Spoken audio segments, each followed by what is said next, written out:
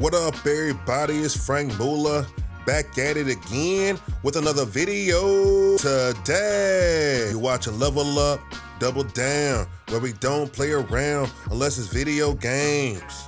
Now, as a reminder, we're currently on the road to 1,000 subscribers, and with that being said, this endeavor requires your utmost support, but according to YouTube's analytics, only 3% of you guys who watch my videos are subscribed to the channel, which is a sad state of affairs. So, if this video was helpful for you, subscribing to the channel is the best way to support my work and see more content like it. The more subs I can get, the more YouTube's algorithm can boost my content to reach more like-minded people, which in turn helps the channel grow and allows me to create more and better content for you guys. So consider doing me a solid. That's all I ask, and I hope I can earn your support today. And if you're already subscribed, then I want to express my deepest appreciation for your gesture. So with that out the way, let's go ahead and get things started. So in today's episode, I actually have a confession to make. I'm sure you've probably noticed that, yes, I do have quite a few videos related to PC gaming on my YouTube channel, and I'm always making a point about going after the highest spec PC components by purchasing the latest offerings according to your budget.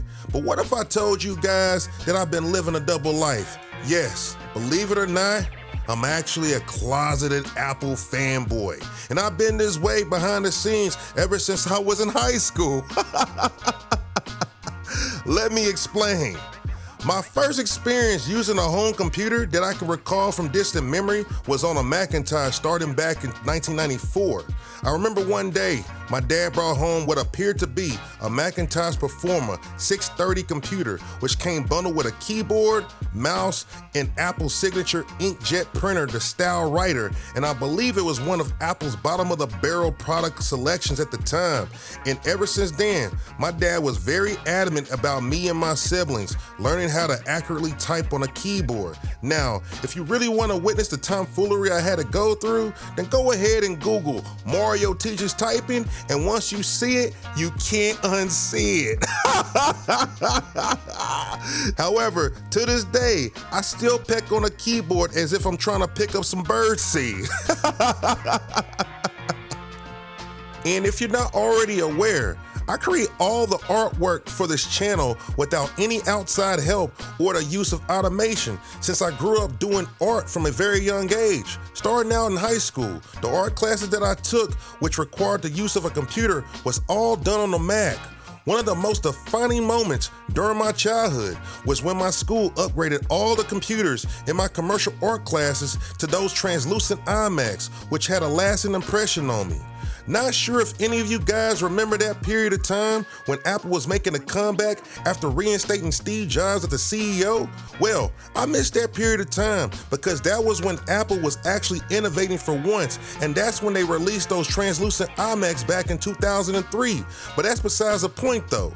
Fast forward to college, and my school had upgraded all the computers in my graphic design classes to the PowerMac G5s. And before you ridicule it by equating it to a cheese grater, I'll have you guys know that back in the day, that was Apple setting trends, and the design language that they would incorporate across their product lineup was not only heartfelt, but one of the things that gave consumers of their products the impression that they were buying into luxury, something high-end that could be considered a status symbol, which still happens even to this day. Now, when you mix that up with the intuitiveness of their UI as in user interface and UX as in user experience from the OS, at that time, it was implied that the majority of Apple's user base consisted of intellectual professionals, but I don't know if that still holds water to this day though. So you might be asking yourself, why do I have so many iPhones? Well, that's besides the point, so mind your business. But in all seriousness though, as much as people want to hate on Apple, I've always had some sort of reverence for their product lineup. Although I would consider what they typically offer to be a tad bit expensive compared to what the average person could buy from a competitor, I can respect Apple for standing on business and sticking firm to the price that they initially set forth, regardless of whatever widespread public backlash they got. That goes back to what I mentioned earlier about giving the impression of value, quality, and luxury. Speaking of product lineup, Not sure if you guys got the news, but Apple is no longer committed to making modular type desktop computers, such as their Mac Pro product segment, which has a rich history going all the way back to 2003 with their Paramac G5, where the Mac Pro's roots actually started, which then spun off into the Mac Pro as we know it today. More on that later. However, recently, Apple has officially wished the Mac Pro farewell since they no longer have plans on making them anymore. I, however, seen this coming since the writing's been on the wall for quite some time now. Case in point, ever since Apple's departure from using Intel chips in favor of their in-house designed Apple Silicon M1 chips, Apple has been more so interested in advertising their Mac Mini-oriented type of products, such as the Mac Studio or their recent reboot of the Mac Mini.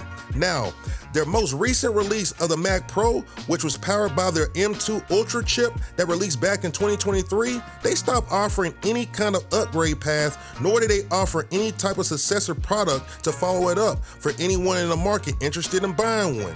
And what really shone their colors was when Apple started catering towards the casual market and not necessarily being attentive towards the creative multimedia power user. This move by Apple really turned off a lot of multimedia professionals, such as music producers and artists, animators, video production companies, etc., in which the Mac Pro was initially geared towards, especially since the Mac Pro no longer offered the same type of upgrade options as they used to before. So, as we say goodbye to an era which lasted 20 years, let's have a moment of silence and pour out one for the dead homies. Alright, that's enough time to mourn. All jokes aside, I do want to show you guys how the Mac Pro came to be by going over where it all started with the Paramac G5. So, just to give you some background, here are a few basic facts regarding the announcement of the Paramac G5 during Apple's WWDC conference in 2003. The Paramac G5 was powered by the PowerPC 970 CPU, which spawned from a partnership between Apple and IBM. The Paramac G5 was helmed as the world's first 64-bit computer, which was revolutionary at the time because 32-bit CPUs were capped at 4 GB of RAM used. So the PowerPC 970 CPU found in the G5 allowed for enormous amounts of memory expansion while still running 32-bit applications natively. Apple called it the world's fastest personal computer based on real-world performance benchmarks in comparison to Intel's fastest Pentium 4 and dual-processor Xeon workstation machines at the time. And lastly, the Paramac G5's interior and exterior, which has been nicknamed by some as a cheese grater for obvious reasons, was designed by the legendary Johnny Ive and his team. And not only was it unique in its own right, but it was considered fashionably gorgeous for just being computer hardware from an attraction standpoint. And at the time of the Paramac G5's announcement, there was an arms race for CPU supremacy, so computer manufacturers were fighting for dominance in the market. Apple saw themselves having a leg up over its competition since they were able to get in front of the market and introduce such a hallmark of a machine for its time.